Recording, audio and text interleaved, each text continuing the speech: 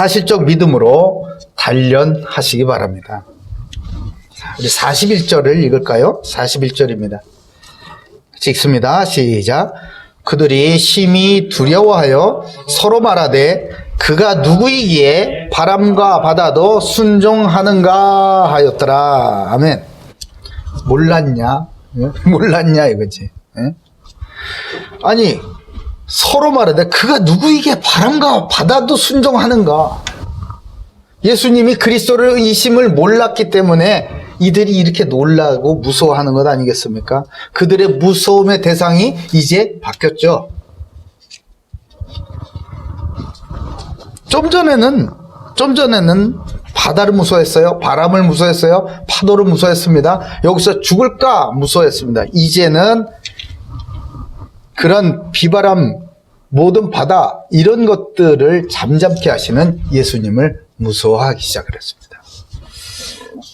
예수님께서 사람들, 많은 무리들과 함께 있을 때 병 고치고 사람으로 도저히 해결할 수 없는 귀신 쫓아내고 이런 놀라운 일을 행하셨을 때 그때 제자들이 같이 봤잖아요. 그렇죠?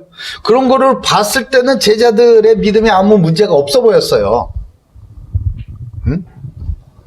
그런데 그 무리를 떠났습니다. 그 무리를 떠났어요.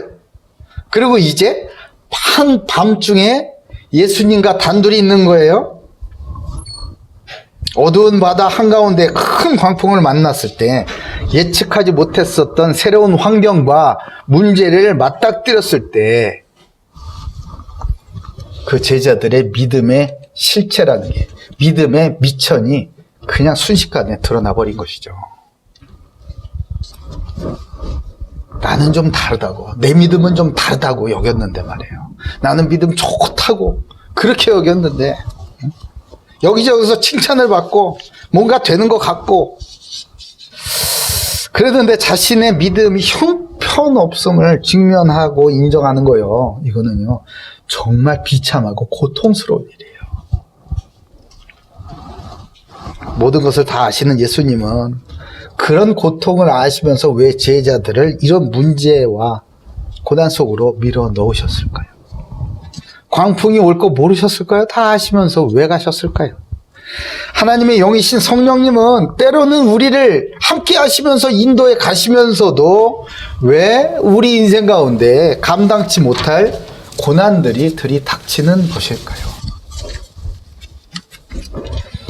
이러한 질문에 대해서 C.S. 루이스, 스크루테이프의 편지를 지은, 잘 아시죠? 나니아 연대기.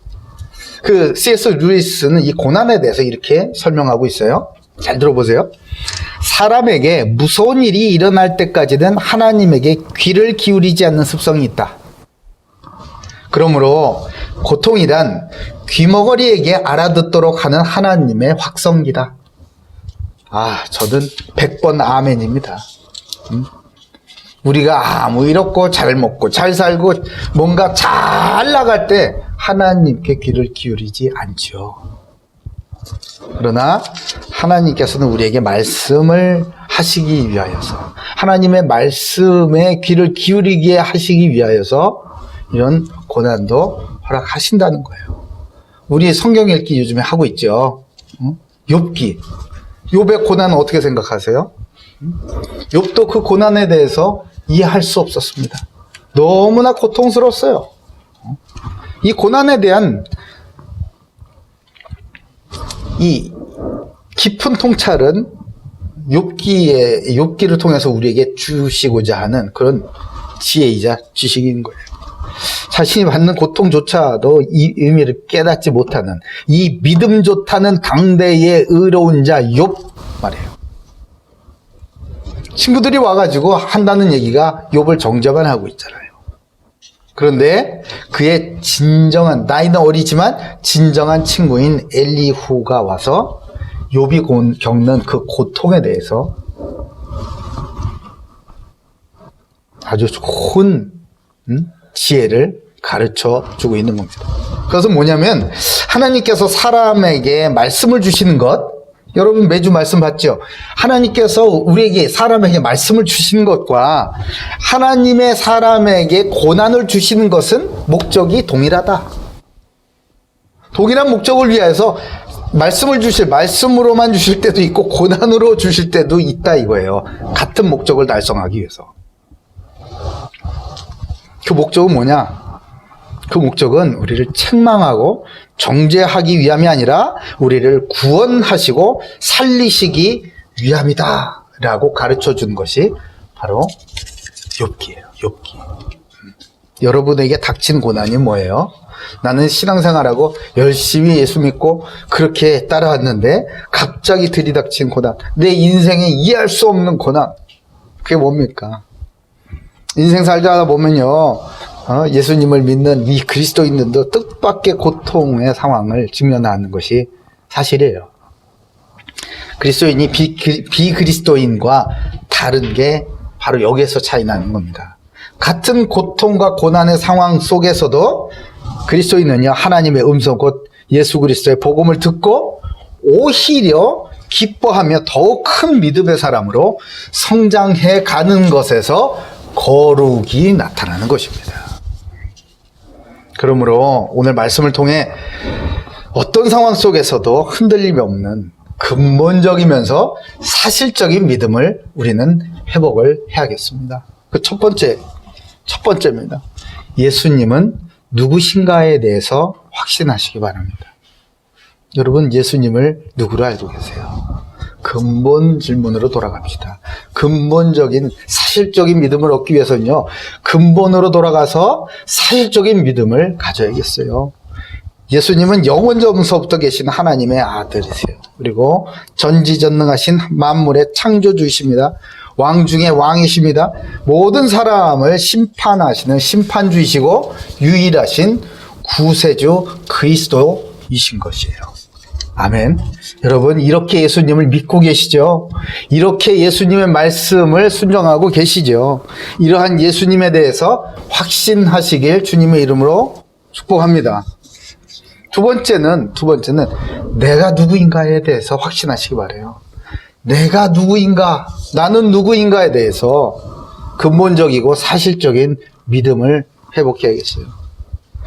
영세전서부터 계획하시고 내 이름을 아시는 하나님께서 나를 구원하시기 위하여서, 나에게 완전하고 온전한 구원을 주시기 위하여서 태어나게 하시고, 또 나를 위해 외아들 예수님을 대속제물 삼으시고 그 예수를 믿게 하시고 그 믿음을 주셔서 우리가 그리스도 안에서 구원받고 새 생명을 얻는 하나님의 자녀로 삼은 사람이 바로 저와 여러분 아니겠습니까?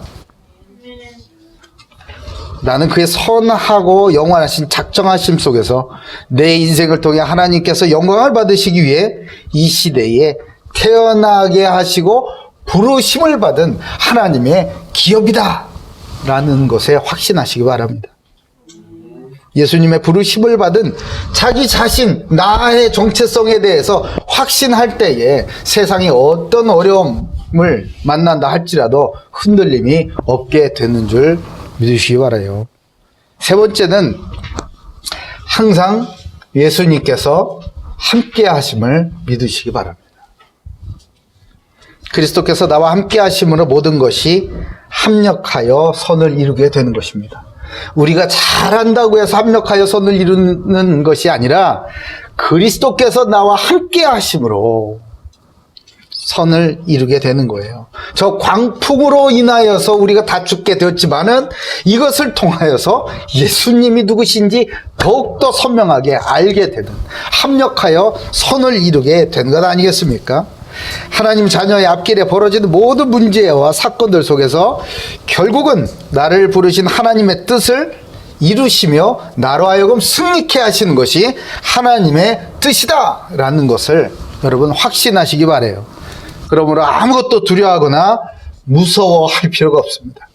이 세상의 권세가 어떤 사람들이 대단하고 커 보일지라도 저와 여러분과 함께 하시는 예수님께서 훨씬 큼을 여러분 믿으시기 바라요. 말씀에 순종하며 믿음으로 나아가는 하나님의 자녀와 어떤 순간에도 그 손을 놓지 않고 계심을, 항상 함께 하심을 여러분 믿으시길 바랍니다.